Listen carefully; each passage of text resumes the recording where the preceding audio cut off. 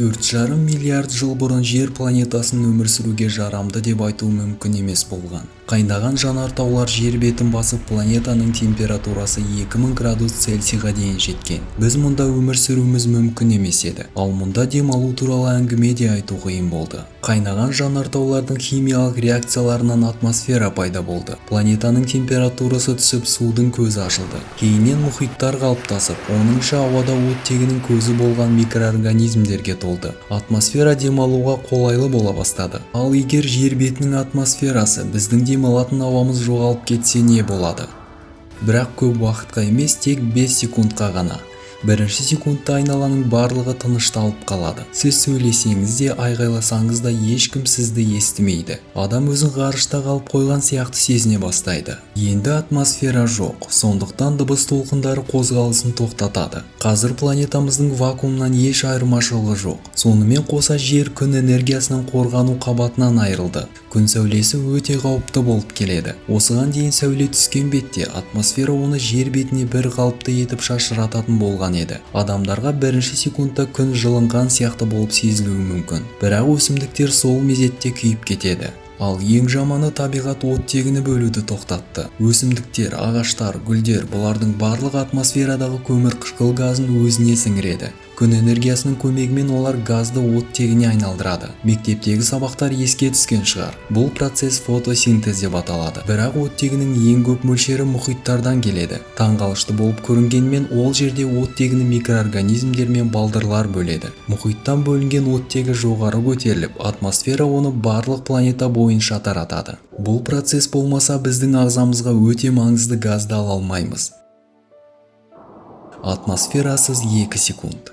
Адамдардың денелері күйе бастайды. Жылынудың әсерінен су буға айналады. Енді жылу планетаға бір қалыпты таралмайды. Жаңбыр мұзға айналып бұршақ жауа бастайды. Планетаның температурасы 2 түрлі ғана болады. Түнде қатты суық, ал күндіз қатты ыстық. Өзен көлдердегі су қайнай бастайды. Жоғары температурадан емес, бұл үлкен қысымның әсері. Ауа жоғалды. Енді планета мен ғарыштың ортасында шекара жоқ.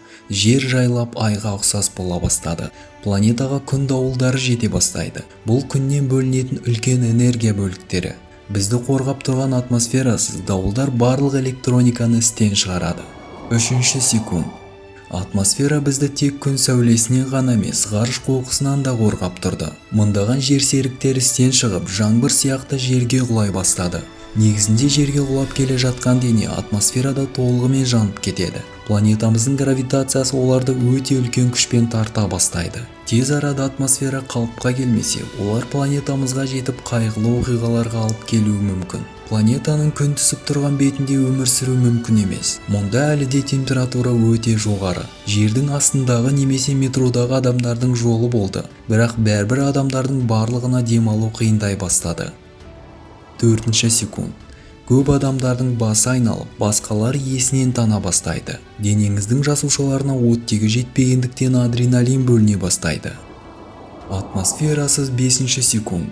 Біз демалатын ауа мүлдем аз қалды. Өсімдіктер мен ағаштар жанып немесе қатып қалды. Ал өзен көлдердің біразы тартылып қалған. Әдетте құстарды тартылыс күші жерге тартып тұрады. Ал олар ауадан қанаттармен күш алып жоғары көтеріледі. Енді тек тартылыс күші ғана қалды. Құстар қанаттарын қаққанымен төменге құлай бастайды. Олардың арттарынан ұшақтар да қосылады.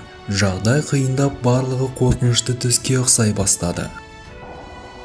5 секунд өтті. Планетамызға ауа мен жылу қайтып оралды. Енді терең тыныс алуыңызға болады. Бүгін небәрі 5 секунд атмосфера болмаса, планетамызға не болуы мүмкін екенін көрсетуге тырыстық. Әрине, мұндай сценарий қорқынышты болып көрінуі мүмкін. Осындайда атмосфераның қандай бағалы екенін түсіне бастайсың. Менің бүгінге айтарым осы.